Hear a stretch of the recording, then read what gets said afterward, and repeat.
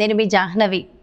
ఏ మనిషి అయినా సక్సెస్ అవ్వాలి అన్నా, సక్సెస్ అయ్యారు అన్నా ముఖ్యంగా కావాల్సినవి ఆరోగ్యంగా బాగుండాలి, ఆర్థికంగా బాగుండాలి, కుటుంబ పరంగా బాగుండాలి, సమాజం పరంగా బాగుండాలి. మరి వీటన్నిటి మీద మనకి అవగాహన కావాలి అంటే ఖచ్చితంగా ఒక గురువు, గైడ్ ఖచ్చితంగా అవసరం. మరి అలాంటి గురువు, అనర్గళంగా మాట్లాడగల వ్యక్తి, ఏ విషయానికైనా చక్కటి పరిష్కారం ఇవ్వగల వ్యక్తి మన జగన్ గురూజీ. ప్రస్తుతం మనతో ఉన్నారు, మాట్లాడేద్దాం. నమస్కారం జగన్ గురూజీ. నమస్తే అమ్మా. గురువుగారు, ఈ వింటర్ సీజన్లో స్కిన్కి సంబంధించి చాలా చక్కటి రెమెడీస్ క్రితం వీడియోల ద్వారా అందించారు.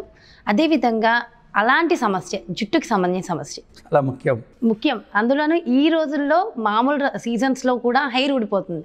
ఇంకా వింటర్లో అయితే చెప్పక్కర్లేదు, డ్రై అయిపోతుంది, వైట్ హెయిర్, గ్రే హెయిర్ ఎక్కువ కనిపిస్తుంది, స్ప్లిట్ వస్తూ ఉంటుంది, అన్ని రకరకాల సమస్యలు. మరి కంప్లీట్ హెయిర్ కేర్ ఇవ్వమంటే మీరేం చెప్తారు? రైట్.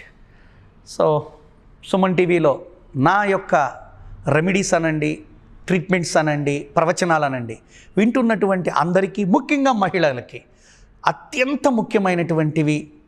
జనరల్గా హెయిర్ అన్న, సౌందర్యం అన్న ఇష్టపడేటువంటి వాళ్ళు ఎవరు అంటే ఆడపిల్లలు, ఆడవాళ్ళు.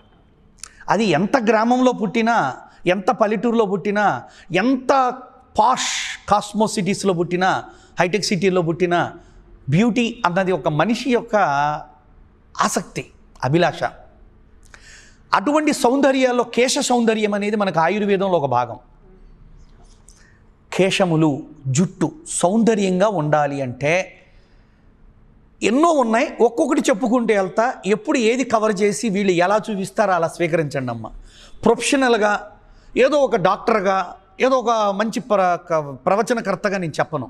మీ ఇంట్లో ఒకటిగా, మీలో ఒకటిగా, ఒక పెద్దగా, ఒక దిక్కుగా, ఒక యోగా టీచర్గా, ఒక ఆయుర్వేద నిపుణుడిగా మీకు ఎన్ని చెప్పగలిగితే అన్ని నా స్టైల్లో నేను చెప్తాను. అసలుకి హెయిర్ ఫాల్ అనేది ఫస్ట్ మొదలయ్యేటువంటి లక్షణాల్లో ఒకటి హార్మోన్స్ ఇన్బ్యాలెన్స్ వచ్చినప్పుడు హెయిర్ ఫాల్ వస్తుంది. మలబద్ధకం బాగా ఉన్నప్పుడు హెయిర్ ఫాల్ వస్తుంది. ఐరన్ డెఫిషిటీ వచ్చినప్పుడు హెయిర్ ఫాల్ వస్తుంది. మన శరీరంలో ఉడుకు అంటే పిత్తం అంటారు, పిత్తం బాగా పెరిగినప్పుడు వచ్చే మార్పుల్లో హెయిర్ ఫాలింగ్ ఒకటి. వీటి గురించి మనం చెప్పుకోవాలి.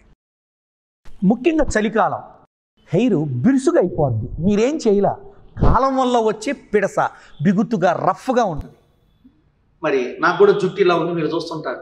గతంలో కొన్ని ఎపిసోడ్లో నేను ఇట్లా లేను, ఏదో ఒక అమ్మవారి సాధనలో ఉండి నన్నుగా నేను నా సంస్కృతి, నా గురువులు చెప్పిన ప్రకారంగా నేను జీవిస్తున్నప్పుడు నా జుట్టు కూడా ఇలా సిక్కగా ఇలా పెరిగింది.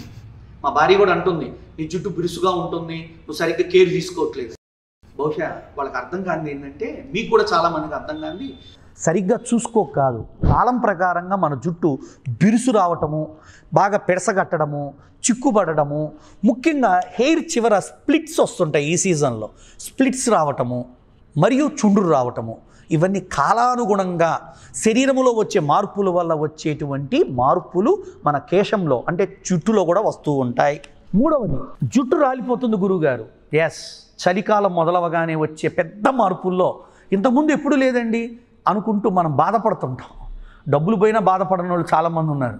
జుట్టు రాలిపోతుంటే జుట్టు చూసుకొని పొద్దున్నే ఏదో ఒక డాక్టర్ని, స్కిన్ కేర్ డాక్టర్లు, ఈ హెయిర్ కేర్ డాక్టర్ల దగ్గరికి పోయి లక్షలు పోస్తున్న వాళ్ళు ఉన్నారు. మరి ఇటువంటి ప్రపంచంలో ముందు మనం అవేర్నెస్లో ఉండాలి.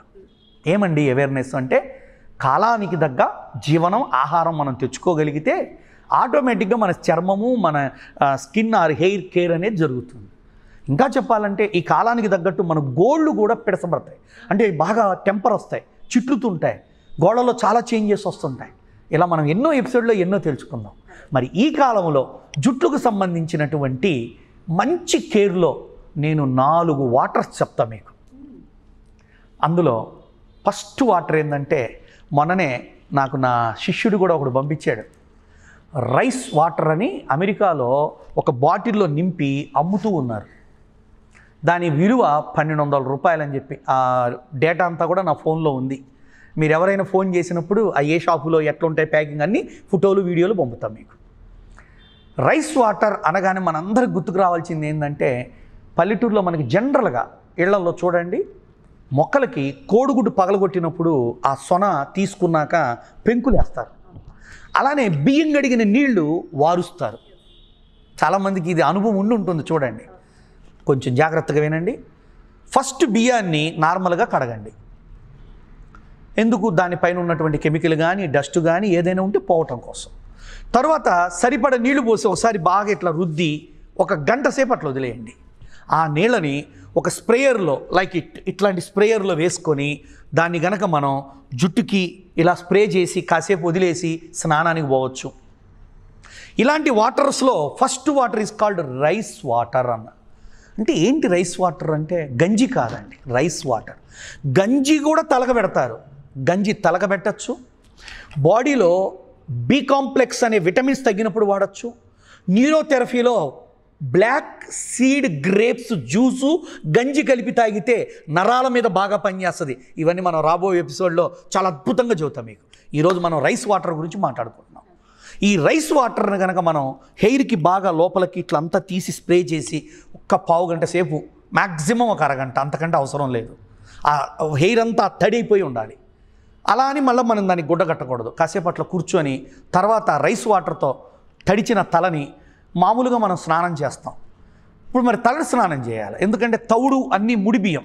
ఇప్పుడు ఒకటి అడగచ్చు, వీళ్ళు మర్చిపోయాను మేడం, వీళ్ళు ఏమడుగుతారంటే మరి రైస్ ఏ రైస్ అండి, పాలిష్డ్ రైసా అన్పాలిష్డ్ రైసా అని. ఇది మంచి ప్రశ్న. నాకు ఒకసారి యోగా క్లాసులో ఇది చెబుతున్నప్పుడు ఒక శిష్యురాలు అడిగింది.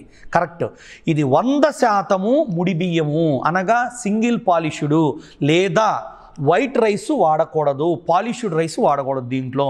దాంట్లో ఏ బి కాంప్లెక్స్ ఉండదు, అన్నీ ఆల్రెడీ మనం తౌడులో తీసేసాం. అందుకే మనకి చాలామంది ఆయుర్వేద నిపుణులు కూడా టీవీలో చెబుతుంటారు, మీ టీవీలో కూడా చాలాసార్లు వచ్చినాయి ఇట్లాంటివి నేను చూశాను. అటువంటి రైసు నీళ్ళని వాళ్ళు తాగితే మంచిదని చెప్పి, తౌడు లేని బియ్యం ఎక్కువ ఉంటున్నాయి కాబట్టి తౌడే తెచ్చి రాత్రి నానబెట్టి తెల్లారి ఫిల్టర్ చేసి నీళ్లు తాగితే మంచిదని కూడా చెప్పారు. అంటే ఇవన్నీ ఏంటండి అంటే మన బాడీలో కావాల్సిన ఎంట్రుకులు కుచ్చుల్లో బలంగా పట్టుకొని ఉండటానికి కావాల్సిన బి కాంప్లెక్స్ అనే విటమిన్స్ అన్నీ కూడా పుష్కలంగా ఉన్న ముడి బియ్యపు నీరుని ఎక్స్టర్నల్ అప్లికేషన్ చేసాం మనం.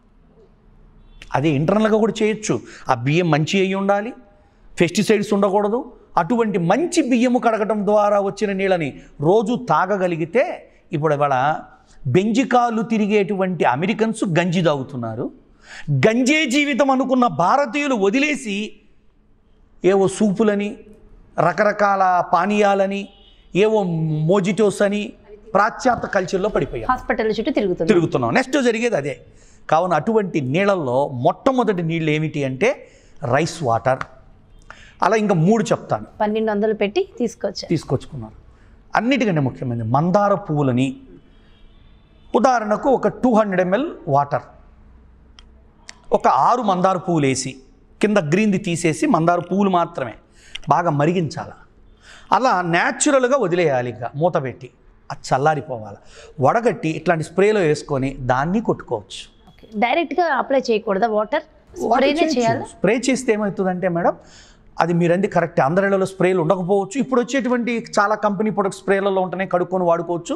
ఎలా అంటే మేడం, పిచికారీలాగా జుట్టు లోపలికి వెళ్తుంది అది సిక్మని, అందుకు దాన్ని అన్నాం. అది లేకపోయినా దోసిడితో తీసుకొని ఇలా పూసుకొని కూడా తలకి చక్కగా అప్లై చేయొచ్చు. మంచి ప్రశ్న అది నాకు. కావున మందారపు నీరు. ఇక 3వదండి అల్లోవెరా వాటర్. మన ఇళ్ళల్లో అల్లోవెరా చెట్లు పెరుగుతుంటాయి. దాన్ని ఇంత మొక్క తీసుకోమనండి, 8 ఇంచులు 7 ఇంచుల మొక్క, వెడల్పు ఎంత అన్నా ఉండనియండి. ఆ గ్రీన్ లేపేమనండి, మిగతాదంతా చిన్న మొక్కలు చేయమనండి. దాన్ని మిక్సీ చేయొద్దు, ముక్కలు చేయమనండి. ముక్కల్లో దీంట్లో అండి కొంచెం టాక్సిన్స్ ఉంటాయి. రా మందారము, రా అల్లోవెరాల్లో టాక్సిన్ ఉంటాయి. ఇవి ఇంటేక్ చెప్పనండి నేను. ఎప్పుడు రా లైవ్ ఉండేది డిటాక్సిన్ ప్రాసెస్లో లేదా స్టెరిలైజ్డ్ ప్రాసెస్లో అది జరిగినప్పుడే మనం ఇంటేక్ చేయాలి. అందుకే దీనికంతా కెమికల్ ఫార్ములాసు, కెమిస్ట్రీ ఫార్ములాసు, దానికంతా ఒక కెమిస్ట్రీ విధానం అంతా ఉంటుంది. మనం అలా డైరెక్ట్గా ఇవ్వకూడదు, తాకూడదు, ఎక్స్టర్నల్ యూజ్ చేయొచ్చు. ఆ ముక్కల్ని ఆ 1 గ్లాసు నీళ్ళలో వేసేసి 7 అంగుళాల ముక్కని బాగా మరిగించి దాన్ని ఫిల్టర్ చేసి అదే స్ప్రేయర్లోనో లేకపోతే తలకు పట్టిస్తే కూడా అద్భుతంగా పనిచేస్తుంది. ఇంకోటి ఉంది మేడం, చాలా చాలా చాలా ముఖ్యమైన water, rose water. Rose water తలకి రాయొచ్చు. అద్భుతంగా అండి. మీరు బజార్లో దొరికే రోజ్ వాటర్ని రికమెండ్ చేయనండి. ఇవాళ మనం ఏది చేసినా రూపాయి వస్తేనే చేస్తాం, వాడికి ఏం వచ్చినా రాకపోయినా. మనం ఇది వాడితే ఏమొస్తుందని చెబుతామో, అది వచ్చినా రాకపోయినా మనకు రూపాయి రావాలా, ఇది ఫార్ములా ఇవాళ. అటువంటి తరుణంలో పలానా కంపెనీలని మనం తిట్టి బాధ పెట్టకూడదు. మనం ఇంట్లో చేసుకోవడానికి నాటు గులాబీ పువ్వులు 6 పువ్వులు చాలా నాటువండి, హైబ్రిడ్ కాదండి, లవర్స్ ఇచ్చుకునే కాదండి, నాటు గులాబీ పువ్వులు చిన్న చిన్న రెబ్బలు ఉంటాయి.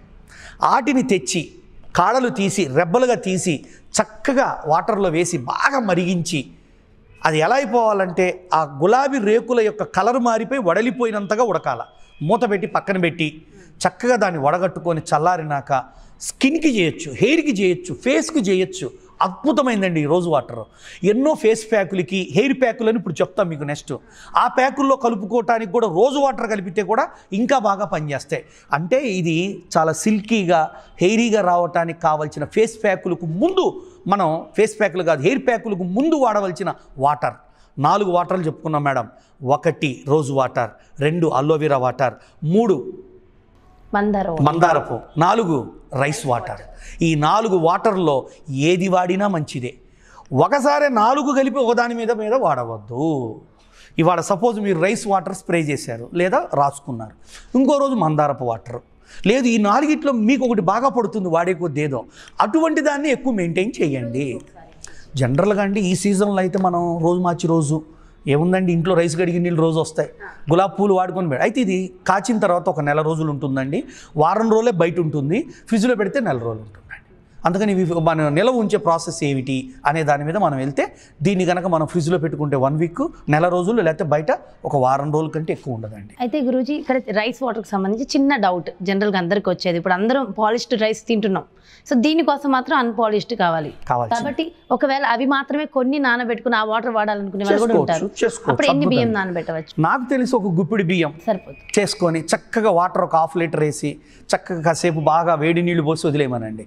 వేడి నీళ్ళు పోస్తే తొందరగా దాంట్లో ఉన్నవన్నీ కూడా దాన్ని తీయటం చేయటం ఆ ప్రాసెస్లో జరుగుతుంది. మంచి వాటర్ బయటకు వస్తుంది. ఆ బి కాంప్లెక్స్ ఉన్నటువంటి వైటమిన్స్ ఉన్నటువంటి వాటర్లో మనం తలకు అప్లై చేస్తే మంచిది. చాలా సంతోషం గురువు గారు, చాలా చక్కటి విషయాలు తెలియజేశారు. Thank you so much. నమస్కారం. నమస్కారం తల్లి.